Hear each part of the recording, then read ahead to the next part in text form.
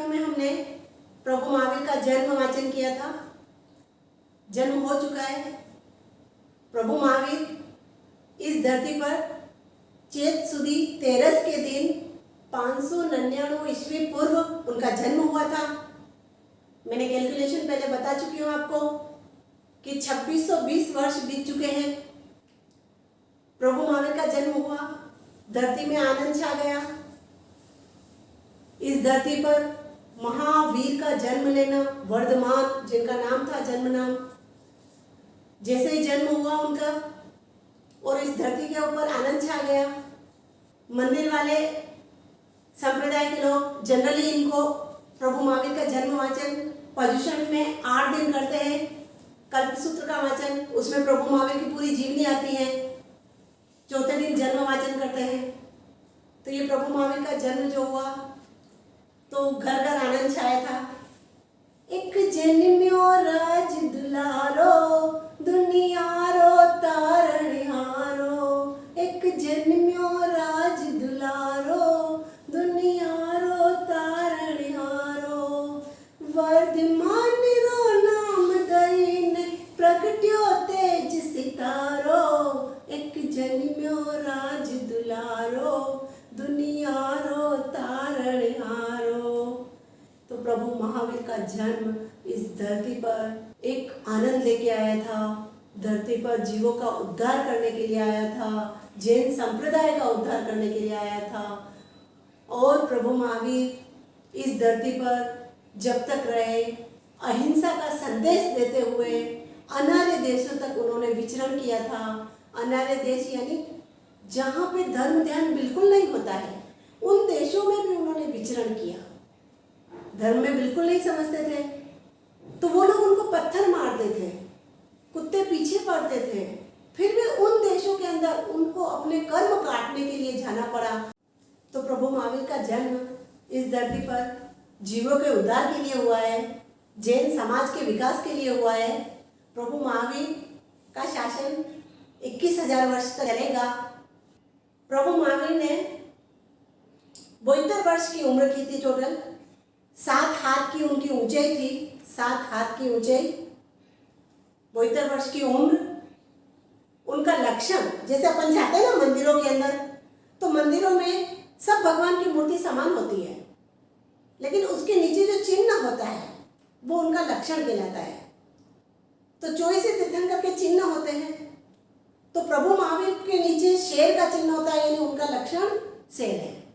जैसे आदिनाथ भगवान का, ऋषभदेव भगवान का चिन्ह है वृषभ यानी बैल, जैसे पार्श्वनाथ भगवान का है सर्प, वैसे ही 24 तीर्थंकर, 24 भगवान जो होते हैं मंदिरों में, उनके नीचे लक्षण जो होता है वो लक्षण से उनको पहचाना जाता है, चिन्ह से उनको पहचाना जाता है। अब प्रभु महावीर 30 वर्ष तक, तो 30 वर्ष की उम्र में दीक्षा ली। अगले 12.5 वर्ष तक उन्होंने घोर तपस्या की और अगले 30 वर्ष तक उन्होंने सिद्धांतों का प्रचार किया, यानी 72 वर्ष की उनकी टोटल उम्र थी। अब प्रभु महावीर का जन्म हुआ, त्रिशला रानी है, सोई हुई है, उनके पास में प्रभु महावीर बचपन में बाल सोए हुए प्रभु महावीर। अब लोकांतिक देव आते हैं, नवलोकांतिक देव स्वर्ग से आते हैं, माता को अवसर्पिणी निद्रा में सुला करके, यानी ऐसी निद्रा में सुला देते हैं उनको कि उनको यही रहता है कि मेरे पास बेटा सोया है। और महावीर की दूसरी प्रतिमा बना करके उनके पास रख करके और ओरिजिनल महावीर के बाल महावीर को ले करके मेरू पर्वत पे जाते हैं। मेरू पर्वत पे उनका अभिषेक करते हैं, उनको नहलाते हैं दूध से, 108 घड़े दूध से उनको नहलाते हैं। तो सारे वायुदेव, अग्निदेव, सारे देवता जो 9 होते हैं, एक ने भूमि साफ की उनके पावर से, और साफ सफाई सारा करने के बाद, खुशबूदार हवा सारा क्रिएट करने के बाद प्रभु महावीर को 108 घड़े नहलाने से शुरू किया। शुरू करने से पहले देवता के मन में ये विचार आया कि ये नन्हा सा बालक इन 108 घड़ों का वजन, भार कैसे सहन कर पाएगा। जैसे देवता ने सोचा, प्रभु महावीर का जी तो अवधि ज्ञानी थे, उनको ज्ञान था कि इंद्र क्या सोच रहे हैं मेरे विषय में। उन्होंने एक अंगूठा धरती पर लगाया, पूरा मेरू पर्वत हिल गया, है ना। अब हिल गया तो देवता के मन में विचार आया कि ऐसा कैसे हुआ, कौन है ये अनर्थ करने वाला। दूसरे पल उन्होंने देखा तो पता चली, वो भी अवधि ज्ञानी होते हैं, तो उनको पता चली नार की जीव अवधि ज्ञानी होते हैं, देवलोक की जीव अवधि ज्ञानी होते हैं, प्रभु महावीर का जीव अवधि ज्ञानी था। तो उनको पता चली कि मेरे मन में जो शंका थी, उन्होंने प्रभु ने एक अंगूठा लगा करके ये साबित करके बता दिया कि मैं कौन हूं। तो ये शंका दूर हो गई। फिर वापस वही नवीन लोकांतिक देव 108 गणेश से मिला करके उनका अभिषेक करके वापस माँ के पास सुला देते हैं और वो अपनी जगह पे प्रस्थान कर लेते हैं। अगर आप देखना चाहते हैं कि प्रभु महावीर का मेरू पर्वत पर कैसे अभिषेक किया गया, तो देखिए ये झलक।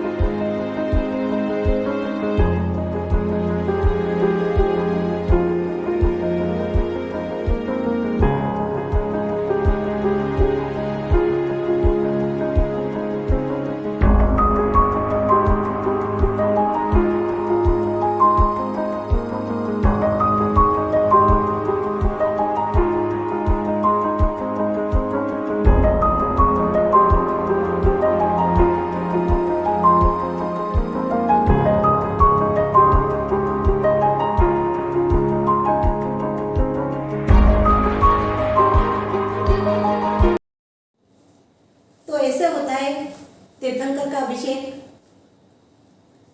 उसके बाद अभी तक आपने सारी वीडियोस देखी होगी, अगर नहीं देखी है तो पहले की 4 वीडियो और ये 5वीं वापस देख लीजिए आप, ताकि अपन इस जीवनी को कंटिन्यू रख सकें। बहुत आगे और एंजॉयपूर्ण आने वाली है और जैन समाज में आगे से आगे आप फॉरवर्ड कीजिए।